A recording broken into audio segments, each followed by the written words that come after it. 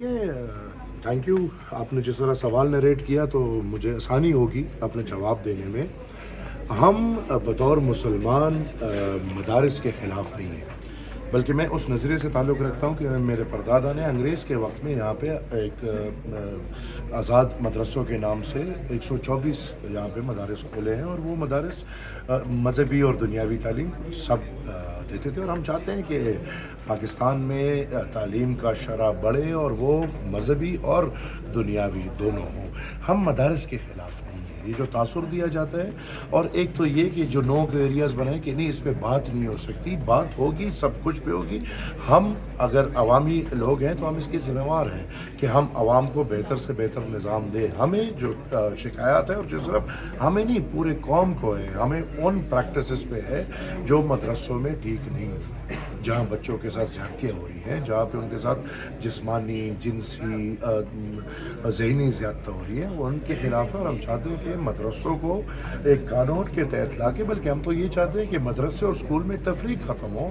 یہ ایک لیول پہ آ کے ہمارے بچوں کو دنیاوی اور دینی تعلیم ایک جیسے ماحول میں امیر غریب سب کو اس ریاست کی ذمہ داری سمجھ کے سب کو وہ تعلیم دی جائے. اچھا سر، یہ ابھی بات ہو رہی ہے کہ جید علماء جو ہیں وہ یہ کہ مدارس جو ہیں، مدرسے جو ہیں وہ ابھی اس وقت انڈسٹریز کے اندر لگے ہوئے ہیں. تو ہم سمجھتے ہیں کہ اس کو ایک نظام ہونا چاہیے. یہ انڈسٹری نہیں ہے، یہ کارخانہ نہیں ہے، بلکہ ایک تعلیمی ادارہ ہے.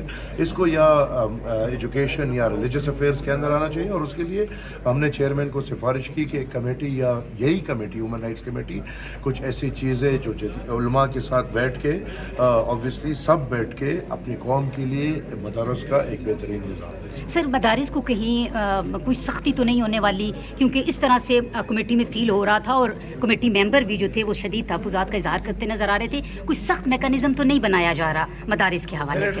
دیکھیں وہ تو حکومت جواب دے گا. مجھے تو سر کمیٹی کی جانب سے کوئی ریکمنڈیشن اگر جائیں تو وہ تو ہم بیٹھ کے بات کریں گے تو پھر بات ہوگی. ابھی تو اس طرح میرے خیال میں اس کو سختی نہ کریں، اس کو یہ خوف اور ہراس نہ پھیلیں. لیکن ہاں، جو لوگ خوف اور ہراس پھیلا رہے ہیں ان کے لیے ایک انتباہی ہے کہ بھائی ایسے نہیں کریں، کیونکہ کل کو قانون آپ کے سر پہ آ سکتا ہے. جو فگرز بتائے گئے ہیں کہ یہ کریکٹ فگرز ہے 36,000 سے زیادہ تو مدارس صرف کے بی میں ہوں گے، تو اس فگرز پہ آپ کیا؟ تو جس طرح آپ نے سوال کر لیا تو میں نے تو ادھر ہی اس کو بولا کہ 36,000 کی گنتی کون کر سکتا ہے؟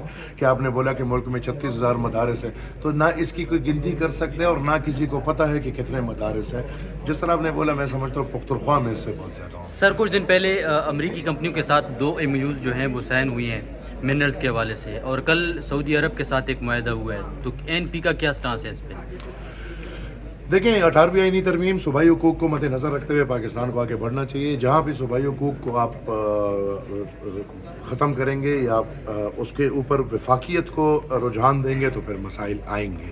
بالکل مائنز اور منرلز پہاڑوں سے نکلنے چاہیے، اس کو پروسیس ہونا چاہیے، اس پہ کام ہونا چاہیے، اور اس ملک کو اس سے آگے بڑھنا چاہیے. لیکن 18th امینڈمنٹ کو مد نظر رکھتے ہوئے، صوبائی حقوق کو مد نظر رکھتے ہوئے صوبے کے تحت یہ سب ہونا. سعودی عرب کے ساتھ اتنا بڑا معاہدہ پارلیمنٹ کی مشاورت کے بغیر؟